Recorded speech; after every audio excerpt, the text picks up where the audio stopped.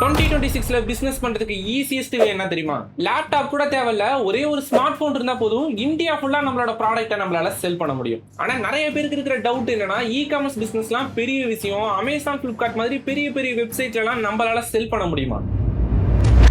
இதெல்லாம் நம்ம எப்படி பண்ணுங்கிறது டீடைலா இந்த வீடியோல ஸ்டெப் பை ஸ்டெப்பா உங்களுக்கு நான் எக்ஸ்பிளைன் பண்றேன். 2018ல இ-காமர்ஸ் பிசினஸ் பத்தி கேள்விப்படும் போது எனக்கும் இதே கன்ஃபியூஷனா இருந்துச்சு. அமேசான், பிளிப்கார்ட்லாம் பெரிய பெரிய கம்பெனிஸ், இதுலலாம் நம்ம செல் பண்றதுக்கு நிறைய இன்வெஸ்ட்மெண்ட் வேணும், பெரிய பெரிய பிராண்ட்ஸால மட்டும்தான் இதெல்லாம் செல் பண்ண முடியும்னு நினைச்சுக்கிட்டு இருந்தேன். ஆனா உண்மை என்னன்னா, இன்னைக்கு இந்தியால லட்சக்கணக்கான ஸ்மால் செல்லர்ஸ் ஆன்லைன்ல earn பண்ணிட்டு இருக்காங்க. அதே மாதிரி நீங்களும் ஸ்டார்ட் பண்ண முடியும் இந்த ஸ்டெப்ஸ்லாம் ஃபாலோ பண்ணீங்கன்னா. ஃபர்ஸ்ட் நம்ம என்ன பண்ணணும்னா, இ-காமர்ஸ் பிசினஸ் பத்தி நம்ம அண்டர்ஸ்டாண்ட் பண்ணணும். இ-காமர்ஸ்னா என்னங்கறத நான் சிம்பிளா எக்ஸ்பிளைன் பண்றேன். இன்டர்நெட்டை யூஸ் பண்ணி நம்மளோட ப்ராடக்ட்டை வாங்குறது. இப்போ எக்ஸாம்பிள் ஆஃப்லைன் ஷாப் எப்படி ஒர்க் ஆகும்னா, நம்ம ஒரு இடத்துல ஷாப் திறந்திருப்போம், கஸ்டமர் நம்மளோட ஷாப்பை தேடி வந்துட்டு நம்மளோட ப்ராடக்ட்டை வாங்கிட்டு அவங்க காசு கொடுத்துட்டு போயிடுவாங்க. இப்படிதான் இந்த ப்ராசஸ் நடக்குது. இந்த இடத்துல நம்ம இப்படிதான் ட்ரேட் பண்ணிட்டு இருக்கோம். இதையே நம்ம கஸ்டமரோட போனுக்கோ ஆன்லைன் மூலமா நம்மளோட ப்ராடக்ட்டை செல் பண்றது தான் நம்ம இ-காமர்ஸ்னு சொல்லுவோம். இந்த இடத்துல கஸ்டமர் நம்ம ப்ராடக்ட்டை வாங்குனதுக்கு அப்புறமா கொரியரை யூஸ் பண்ணி அவங்களோட வீட்டுக்கே கொண்டு போய் நம்ம டெலிவரி பண்ண போறோம். இந்த இ-காமர்ஸ் பிசினஸ்ல நிறைய டைப்ஸ் இருக்கு. அதுல மெயினா இருக்கிற 4 டைப்ஸ் நான் உங்களுக்கு எக்ஸ்பிளைன் பண்றேன். First types of e-commerce. B2B, அடுத்தது B2C, அடுத்தது C2C, ஃபைனலா நமக்கு D2C. என்னடா A² + B² + 2AB சொல்றேனே, ரொம்பவே கன்ஃபியூஸ் ஆகாதீங்க. இதை நான் சிம்பிளா எக்ஸ்பிளைன் பண்றேன். இதுல எங்கெல்லாம் B இருக்கோ இது எல்லாமே பிசினஸ்னு மீனிங், எந்த இடத்துலனா C இருக்கோ இது எல்லாமே கஸ்டமர்னு மீனிங். இப்போ இந்த இடத்துல B2Bனா பிசினஸ் டு பிசினஸ் மட்டும் தான் இந்த டிரான்சாக்ஷனே நடக்கும். இப்போ எக்ஸாம்பிள் இந்த இடத்துல வந்து ஒரு டி-ஷர்ட் மேனுஃபேக்சரர் வந்து அவருக்கு தேவைப்படுற ஃபேப்ரிக்லாம் ஒரு இடத்துல வாங்குறாருன்னு வச்சுக்கலாம். இப்போ அந்த ஃபேப்ரிக் விற்கிறவரும் ஒரு பிசினஸ் தான் பண்ணிட்டு இருக்காரு. இந்த இடத்துல அந்த ப்ராடக்ட்டை வாங்குறவரும் அந்த பிசினஸ் தான் பண்ணிட்டு இருக்காரு. அந்த ஃபேப்ரிக்கை வாங்கி டி-ஷர்ட்டா கன்வெர்ட் பண்ணி கஸ்டமர்ட்ட செல் பண்ணிட்டு இருப்பாரு. இததான் நம்ம B2B ன்னு சொல்றோம். லைக் இந்தியா மார்ட் நம்ம சொல்லலாம். இந்தியா மார்ட்ல நிறைய ஹோல்சேலர்ஸ் வந்து லிஸ்ட் பண்ணிருப்பாங்க. ஜஸ்ட் யாராவது நம்ம ப்ராடக்ட்டை வாங்கி விற்க போறோம், நம்ம வந்து ரீட்டைல்ல செல் பண்ண போறோம்னா உங்களுக்கு ரொம்பவே கம்மியான பிரைஸ்ல இந்தியா மார்ட்ல உங்களால வாங்கிக்க முடியும். Next B2C, business to customer. Like Amazon, Flipkart, Meesho. இப்போ நம்ம பார்க்குற மோஸ்ட் ஆஃப் த பிளாட்ஃபார்ம் இப்படி தான் ஒர்க் ஆகுது. நம்ம எல்லாருமே இந்த ப்ராடக்ட்டை கன்சியூம் பண்ற ஒரு கஸ்டமர் தான். நமக்கு தேவைப்படுற ப்ராடக்ட்டை யாரோ ஒரு ஹோல்சேலரோ இல்லைனா ரீட்டைலரோ அமேசான் மாதிரியான பிளாட்ஃபார்ம்ல செல் பண்ணிட்டு இருப்பாங்க. ஜஸ்ட் நம்ம பை நோ கொடுத்துட்டு நமக்கு தேவைப்படுற ஒரு ப்ராடக்ட்டோ 2 ப்ராடக்ட்டோ அவங்கள்ட்ட இருந்து வாங்கிட்டு வரோம். இதுதான் நம்ம B2C ன்னு சொல்றோம். Next customer to customer. என்ன ப்ரோ சொல்ற, கஸ்டமரே எப்படி கஸ்டமர்ட்ட ப்ராடக்ட்டை செல் பண்ணுவார்னா, இப்போ நீங்க ஒரு பைக்கோ ஃபோனோ வாங்கிட்டீங்க, அது உங்களுக்கு வந்து நியூவா அப்டேட் பண்ணணும், இல்ல அது உங்களுக்கு தேவையில்லைன்னு நினைச்சீங்கன்னா நீங்களே இன்னொரு கஸ்டமர்ட்ட செல் பண்ணலாம். லைக் இப்போ நம்ம வந்து OLX இருக்கட்டும், குயிக்கர் இருக்கட்டும், இந்த மாதிரி வெப்சைட்ல நம்ம ஆல்ரெடி வாங்கின ப்ராடக்ட்டே செகண்ட் ஹேண்ட்ல இன்னொருத்தவங்களுக்கு செல் பண்றோம்ல, இதை தான் நம்ம கஸ்டமர் டு கஸ்டமர்னு சொல்றோம். ஃபைனலா D2C. D2Cனா என்னன்னா ரொம்பவே சிம்பிள் தான். இப்போ ஒரு பெரிய பெரிய பிராண்ட்ஸ்லாம் எப்படி ஒர்க் ஆகும், பெரிய இப்போ ஆச்சி மசாலா இருக்குன்னா அவங்களுக்கான பிரான்ச்சைசி இருக்கும், இல்ல அவங்களுக்கு கீழே நிறைய டிஸ்ட்ரிபியூட்டர் இருப்பாங்க, அவங்கள்ட்ட இருந்து ஹோல்சேலர் வாங்கி தான் எண்ட் ஆஃப் த டே கஸ்டமர்ட்டையோ லோக்கல் ஷாப்புக்கோ போகும். அப்படிலாம் இல்லாம ஒரு பெரிய பிராண்டே டைரக்டா கஸ்டமரை ரீச் அவுட் பண்றது. லைக் இப்போ மாமா மாதிரியான பிராண்ட்லாம் எடுத்துட்டீங்கன்னா மிடில் மேன்ஸ் பெருசா இருக்க மாட்டாங்க, டிஸ்ட்ரிபியூட்டர் மாதிரி டைரக்டா அவங்களோட ப்ராடக்ட்டா ஃபேக்டரியில இருந்து கஸ்டமருக்கு தான் டெலிவரி பண்ணுவாங்க. அவங்களோட வெப்சைட்டா இருக்கட்டும், இல்ல அமேசான், பிளிப்கார்ட்ல அவங்களே டைரக்டா ஆன்போர்ட் பண்ணிட்டு அவங்களோட ப்ராடக்ட்டை லிஸ்ட் பண்ணிடுவாங்க. இதனால கஸ்டமருக்கு ரொம்பவே கம்மியான பிரைஸ்ல கொடுக்க முடியும். இந்த மிடில் மேன் கமிஷன் எல்லாத்தையுமே அவாய்ட் பண்ணிடலாம். நெக்ஸ்ட் ஸ்டெப்பா நம்ம என்ன பிளாட்ஃபார்ம்ல செல் பண்ண போறோங்கிறத சூஸ் பண்ணணும்.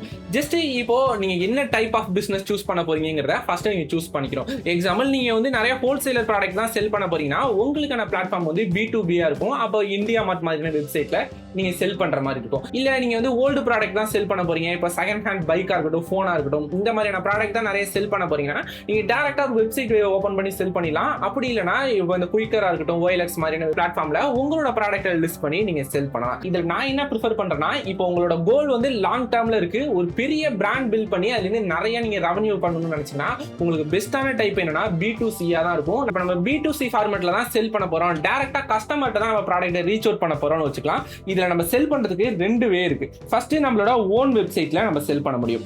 ஓன் வெப்சைட்னா ஒண்ணுமே கிடையாது. இப்போ லைக் நீங்களே XYZங்கிற நேம்ல ஒரு கம்பெனி ஆரம்பிச்சிட்டீங்கன்னு வச்சுக்கலாம். அந்த நேமுக்கு கீழே நீங்க ஒரு டொமைனா வாங்கணும். எக்ஸாம்பிள் XYZ.com, .in, .net நிறையவே வெப்சைட் பார்த்துருக்கோம்ல.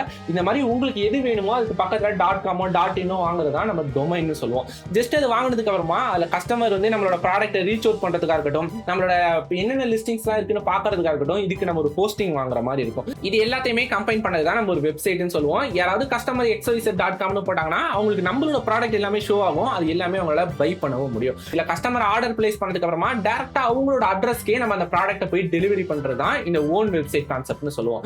இப்போ இந்த மாதிரி என்னால பெரிய இன்வெஸ்ட்மெண்ட்டும் பண்ண முடியாது, இதை பத்தி எனக்கு பெருசா இந்த நாலேஜ் இல்லைன்னு நினைச்சீங்கன்னா உங்களுக்காக இருக்கிறது தான் தேர்ட் பார்ட்டி வெப்சைட். இப்போ தேர்ட் பார்ட்டி வெப்சைட்னா லைக் அமேசான் இருக்கு, நெக்ஸ்ட் ஃபிளிப்கார்ட், அடுத்து மீசோ. இந்த மாதிரி அமேசான், ஃபிளிப்கார்ட், மீசோ இது எல்லாமே தேர்ட் பார்ட்டி வெப்சைட். இப்போ அமேசானா இருக்கட்டும், ஃபிளிப்கார்ட்டா இருக்கட்டும், மீசோவா இருக்கட்டும், இது எல்லாமே ஆல்ரெடி அவங்க ஒரு பிராண்டை கிரியேட் பண்ணி வச்சுட்டாங்க. நிறைய கஸ்டமர் வந்து அந்த வெப்சைட் மேல ஒரு ட்ரஸ்ட் கிரியேட் ஆகி அந்த ப்ராடக்ட்டையும் வாங்க ஸ்டார்ட் பண்ணிட்டாங்க. இந்த இடத்துல இதை யூஸ் பண்ணி நம்மளோட ப்ராடக்ட்டையுமே இந்த பிளாட்ஃபார்ம்ல செல் பண்ண முடியும். ஜஸ்ட் செல்லரா நம்மள ஒரு அக்கௌண்ட் கிரியேட் பண்ணிட்டோம்னா அமேசான்லயோ ஃபிளிப்கார்ட்லயோ இந்த மாதிரி பெரிய பெரிய பிளாட்ஃபார்ம்ல நம்மளோட ப்ராடக்ட்டையும் செல் பண்றதுக்கான ஆக்சஸ் நமக்கு கிடைச்சிரும். இதுக்கு பெருசா நமக்கு எக்ஸ்பென்சஸ் ஆகாது. ஆல்ரெடி அமேசானோ ஃபிளிப்கார்ட்டோ ஒரு வெப்சைட்டை கிரியேட் பண்ணி அதுக்கான லேண்டிங் பேஜ், ஹோஸ்டிங் இது எல்லாமே ப்ராப்பரா செட் பண்ணி வச்சிருக்காங்க. ஜஸ்ட் நம்மளோட ப்ராடக்ட்டை மட்டும் ஆட் பண்ணிட்டா போதும், நமக்கு ஆர்டர்ஸ் வர ஸ்டார்ட் ஆகிடும். Next investment. இப்போ இந்த இன்வெஸ்ட்மெண்ட்னு பார்த்தோம்னா நம்ம அமேசானா இருக்கட்டும், ஃபிளிப்கார்ட்டா இருக்கட்டும், மீசோவா இருக்கட்டும், இந்த மாதிரி பிளாட்ஃபார்ம் எல்லாத்துலயுமே நம்ம செல்லர் அக்கௌண்ட் கிரியேட் பண்ணும்போது சரி, நம்ம ப்ராடக்ட்டை லிஸ்ட் பண்ணும்போதும் சரி, இது எதுக்குமே நம்ம எந்த வித இன்வெஸ்ட்மெண்ட்டுமே பண்ண வேணாம். இது எல்லாமே கம்ப்ளீட்டா நம்மளால ஃப்ரீயாவே பண்ணிக்க முடியும். சரி, எல்லாமே ஃப்ரீயா கொடுத்துட்டா அமேசானோ ஃபிளிப்கார்ட்டோ எப்படி ரெவன்யூ மேக் பண்ணுவான்னு கேட்டோம்னா, நம்ம ஒரு ப்ராடக்ட் செல் பண்றோம்ல, இது எல்லாத்துலயுமே அவங்களுக்கு நம்ம ரெஃபரல் கமிஷன் கொடுக்குற மாதிரி இருக்கும். இதை உங்களுக்கு நான் சிம்பிளா எக்ஸ்பிளைன் பண்றேன். இப்போ நீங்க அமேசான்ல பிசினஸ் ஸ்டார்ட் பண்ணிருக்கீங்க, உங்களுக்கு டே ஒன்ல ஒரு 1000 rupeesக்கு சேல்ஸ் நடந்திருக்குன்னு வச்சுக்கலாம். அமேசான் பிளாட்ஃபார்மை யூஸ் பண்ணி தானே செல் பண்றோம். இதுக்காக நம்ம அமேசானுக்கு எக்ஸாம்பிளா ஒரு 25% வரையும் கமிஷன் பே பண்ற மாதிரி இருக்கும். இப்போ இந்த 1000 ரூபாய் சேல்ஸ்ல நம்ம ஒரு 250 rupees கிட்ட நம்ம அமேசானுக்கு பே பண்ணுவோம். இதே மாதிரி நமக்கு எத்தனை ஆர்டர்ஸ் வருதோ அதை பேஸ் பண்ணி நம்ம கமிஷனா அமேசானுக்கோ, ஃபிளிப்கார்ட்டுக்கோ, மீசோக்கோ பே பண்ணுவோம். இதுல இருந்தா அவங்க ப்ராஃபிட் அதிகமா எடுத்துட்டு இருக்காங்க.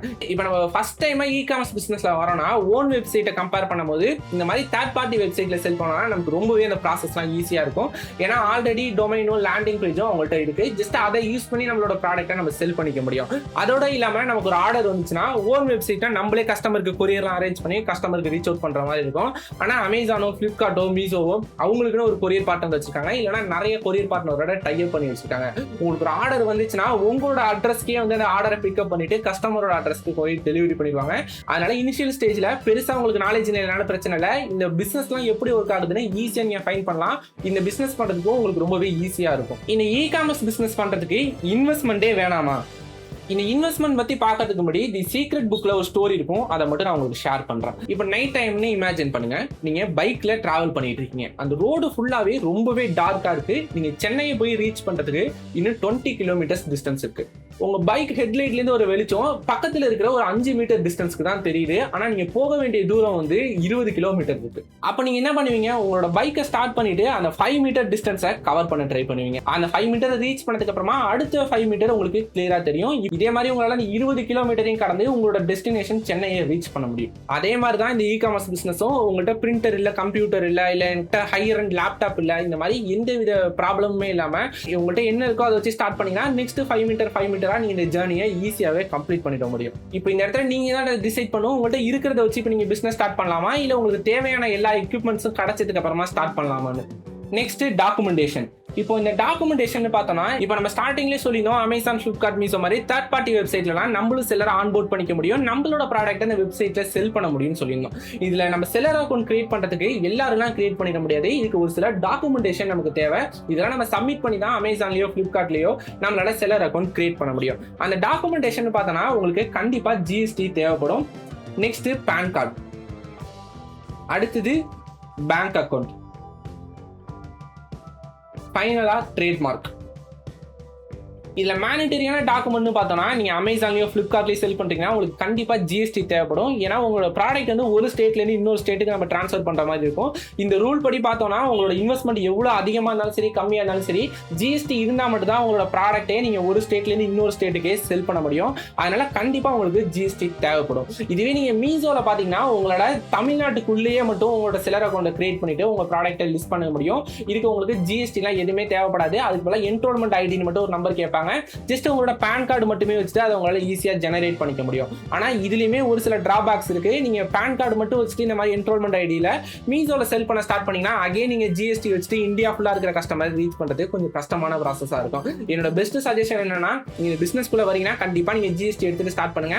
அப்பதான் நீங்க இருக்கிற இடத்துல இருந்து இந்தியா ஃபுல்லா உங்களோட ப்ராடக்ட்டை செல் பண்ண முடியும். உங்களோட சேல்ஸையுமே நிறையவே இன்க்ரீஸ் பண்ண முடியும். Next PAN card. நீங்க மட்டும் தான் உங்களோட பிசினஸ்க்கு சிங்கிள் ஓனரா இருக்கீங்கன்னா உங்க நேம்ல இருக்கிற பேன் கார்டை யூஸ் பண்ணியே நீங்க அமேசான்லயோ பிளிப்கார்ட்லயோ இல்ல மீசோலயோ ஈஸியா வெரிஃபை பண்ணிட முடியும். அடுத்தது பேங்க் அக்கௌண்ட். இந்த பேங்க் அக்கௌண்ட் எதுக்குன்னா, இப்ப நம்ம அமேசான்லயோ பிளிப்கார்ட்லயோ செல் பண்றோம்னா அவங்களோட அந்த கமிஷன்லாம் போக நம்மளோட மணியை நம்மள்ட்ட கொடுக்கறதுக்காக நம்ம ஒரு பேங்க் அக்கௌண்ட் லிங்க் பண்ணி வச்சிருக்கணும். லிங்க் பண்ணிருக்கிற அக்கௌண்ட்டுக்கு தான் இந்த அமௌண்ட் எல்லாமே வரும். இதுக்கு நிறைய பேர் கரண்ட் அக்கௌண்ட் இருந்தா தான் நம்ம ரிஜிஸ்டர் பண்ண முடியும், இல்ல நமக்கு சேவிங்ஸ் அக்கௌண்ட் அக்செப்ட் பண்ணிக்க மாட்டாங்க அப்படிங்கிற மாதிரி சொல்லிட்டாங்க. அப்படிலாம் எதுவுமே கிடையாது. இந்த வீடியோ ஷூட் பண்ற இந்த டேட் வரையும் அமேசானா இருக்கட்டும், பிளிப்கார்ட்டா இருக்கட்டும், இல்ல மீசோவா இருக்கட்டும், எல்லாருமே உங்க நேம்ல இருக்கிற சேவிங்ஸ் அக்கௌண்ட் மட்டுமே போதும். இதை வச்சு வெரிஃபை பண்ணி உங்களோட அமௌண்ட் எல்லாத்தையுமே ட்ரான்ஸ்ஃபர் பண்றதுக்கு அலோவ் பண்றாங்க. அதனால ஜஸ்ட் நீங்க சிங்கிள் ஓனரா இருக்கீங்கன்னா உங்க நேம்ல இருக்கிற சேவிங்ஸ் அக்கௌண்டே என்ன ஆனது. ஃபைனலா நமக்கு தேவைப்படுறது ட்ரேட்மார்க். இந்த ட்ரேட்மார்க் மேனிட்டரி கிடையாது. ஆனா இந்த ட்ரேட்மார்க் எடுத்துட்டீங்கன்னா உங்களோட பிராண்ட் நேம் ப்ரொடெக்ட் பண்றதா இருக்கட்டும், இல்ல அமேசான்லாம் செல் பண்ணீங்கன்னா பிராண்ட் அனலிட்டிக்ஸ் இந்த மாதிரி நிறையவே பெனிஃபிட்ஸ் இருக்கு. அதெல்லாம் நீங்க யூஸ் பண்ணணும்னு நினைச்சீங்க, உங்கள்கிட்ட ஒரு 10,000 இதுக்காக ஸ்பெண்ட் பண்ண முடியும்னு நினைச்சீங்கன்னா கண்டிப்பா ஸ்பெண்ட் பண்ணுங்க. ஸ்பெண்ட் பண்ற 10,000 உங்களோட பிராண்டை ப்ரொடெக்ட் பண்றதுக்கும் அதை நெக்ஸ்ட் ஸ்டேஜுக்கு எடுத்துட்டு போறதுக்கும் ரொம்பவே ஹெல்ப் ஆகும். எந்த இடத்துலயுமே இது வேஸ்ட் ஆகாது. ஃபைனல் ஸ்டெப்பா லான்ச் ப்ராடக்ட். இப்போ இந்த ப்ராடக்ட்டை லான்ச் பண்றதுக்கு நமக்கு மெயினா என்னென்ன விஷயங்கள்லாம் தேவைப்படும் பார்த்தலாம். ஃபர்ஸ்ட் நமக்கு தேவைப்படுற விஷயம் என்னன்னா, இது எல்லாமே சூஸ் பண்ணதுக்கு அப்புறமா நம்மளோட ப்ராடக்ட்டை நம்ம சூஸ் பண்ணணும். என்ன ப்ரோ சொல்ற, ப்ராடக்ட்டை லான்ச் பண்றதுக்கு ப்ராடக்ட் தேவைப்படும், லூஸ் மாதிரி பேசுறேன்னு நினைக்காதீங்க. இப்போ அமேசான் இருக்கட்டும், பிளிப்கார்ட்டா இருக்கட்டும், இது எல்லாத்துலயும் எல்லா ப்ராடக்ட்டையும் உங்களால செல் பண்ண முடியாது. ஏன்னா உங்களை மாதிரி அந்த மார்க்கெட் பிளேஸ்ல மல்டிபிள் செல்லர்ஸ் இருப்பாங்க. அப்போ நீங்க என்ன ப்ரிஃபர் பண்ணுனா ஒரு பெஸ்ட்டான ப்ராடக்ட்டை சூஸ் பண்ணணும். ரொம்பவே கம்மியான காம்படிஷன் இருக்கு. அதே நேரத்தில் நிறைய கஸ்டமர் இந்த ப்ராடக்ட் மேல இன்ட்ரெஸ்டடா இருக்காங்கன்னா ஈஸியா உங்களால மார்க்கெட் பிளேஸ்ல சஸ்டெயின் பண்ண முடியும், நிறையவே ப்ராஃபிட்டும் மேக் பண்ண முடியும். அதனால ஒரு பெஸ்ட்டான ப்ராடக்ட்டா சூஸ் பண்ணுங்க. நெக்ஸ்ட் ப்ராடக்ட்டோட இன்ஃபர்மேஷன். இப்போ இந்த ப்ராடக்ட் இன்ஃபர்மேஷன் எதுக்குன்னா, இந்த அமேசான், பிளிப்கார்ட் மாதிரியான மார்க்கெட் பிளேஸ்ல உங்க ப்ராடக்ட்டை நீங்க லிஸ்ட் பண்ணா அதுக்கு பேசிக்கான இன்ஃபர்மேஷன் கொடுக்கணும். உங்க ப்ராடக்ட்ல என்னென்னலாம் ஃபியூச்சர்ஸ் இருக்கு, கஸ்டமருக்கு இது எப்படிலாம் யூஸ் ஆகுங்கிறத நீங்க எந்த அளவு டீட்டெயிலா எக்ஸ்பிளைன் பண்ணீங்களோ அந்த அளவு கஸ்டமர் உங்களோட ப்ராடக்ட் வாங்குறதுக்கு சான்சஸ் இருக்கு. நெக்ஸ்ட் நமக்கு தேவைப்படுறது என்னன்னா பேக்கேஜிங் மெட்டீரியல்.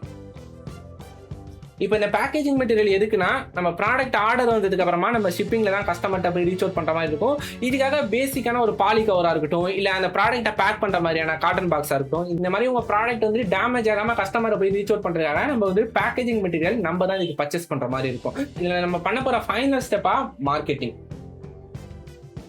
நம்ம என்னதான் இது எல்லாமே கரெக்டா பண்ணாலுமே கஸ்டமர்கிட்ட போய் நம்ம ப்ராடக்ட் ரீச் அவுட் பண்றதுக்கு மார்க்கெட்டிங் ரொம்ப பெரிய ஹெல்ப் பண்ணும். இப்போ அமேசான், பிளிப்கார்ட், மீசோ இல்ல உங்களோட ஓன் வெப்சைட் செல் பண்ணாலுமே இதுக்கு கரெக்டான மார்க்கெட்டிங் டைப் இருக்கும். நம்ம டே ஒன்லேருந்தே மார்க்கெட்டிங் ஸ்பெண்ட் பண்ண ஆரம்பிச்சாதான் நம்மளோட பிசினஸை ஈஸியா க்ரோ பண்ண முடியும்.